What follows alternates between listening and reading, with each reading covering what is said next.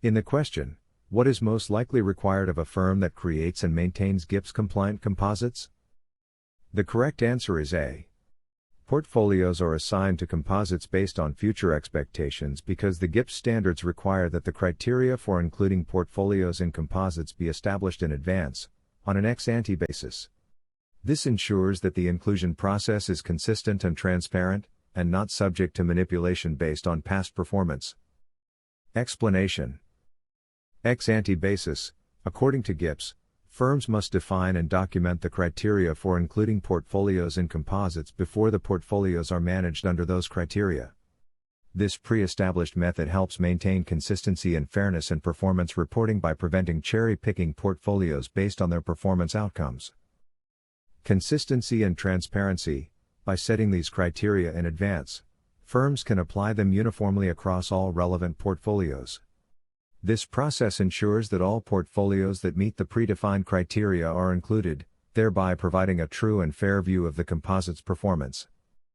Avoidance of selection bias. Establishing inclusion criteria beforehand prevents firms from including or excluding portfolios after the fact based on their performance, which could lead to biased and misleading performance results.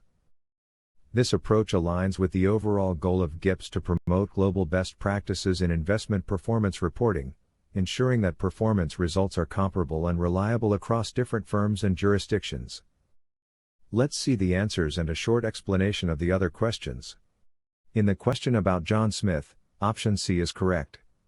Full disclosure of both personal financial interests and close family ties to the board of a covered company is necessary to avoid conflicts of interest and maintain transparency, as per ethical standards in financial analysis. In CFA Code and Standards violations. Option B is correct. Accepting supervisory responsibilities when the compliance system is inadequate is a breach of duty to ensure that a robust compliance framework is in place to prevent, detect, and correct any breaches of policies or regulations. In the question explanation, option A is correct. In the question, is the primary goal of the GIPS standards for firms? The correct answer is A. The fundamental purpose of GIPS, Global Investment Performance Standards, is to ensure that investment firms present their performance in a way that is ethical, complete, and fair to all prospective and existing clients. This helps maintain a level playing field. Explanation. Option A is correct. To comply with ethical standards, John should dissociate from any activities that potentially involve the use of material non-public information, regardless of whether she is directly using the information. This action helps maintain professional integrity and uphold the law. Option C is correct.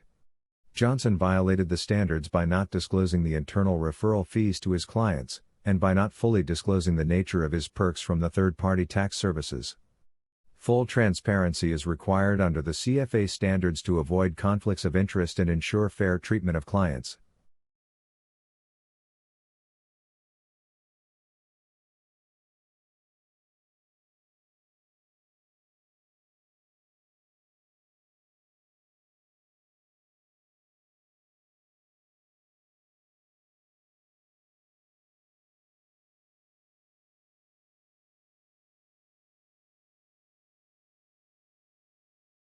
One.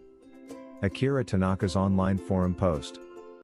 Scenario: after completing the CFA Level I exam, Akira Tanaka discusses the exam's difficulty on a forum, mentioning how he over-prepared for derivatives due to the CFA Institute's range policy on topic weights.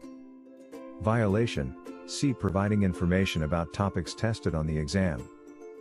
Explanation: discussing specific exam content, such as the number of questions on derivatives, violates the CFA Institute's confidentiality standards. These standards aim to protect the integrity of the exam by preventing the sharing of exam details that could unfairly assist future candidates. 2. Sarah Jennings Client Advisory. Scenario: Sarah Jennings, CFA, advises her client against adding a high-risk stock to his portfolio which contradicts his investment policy statement, IPS.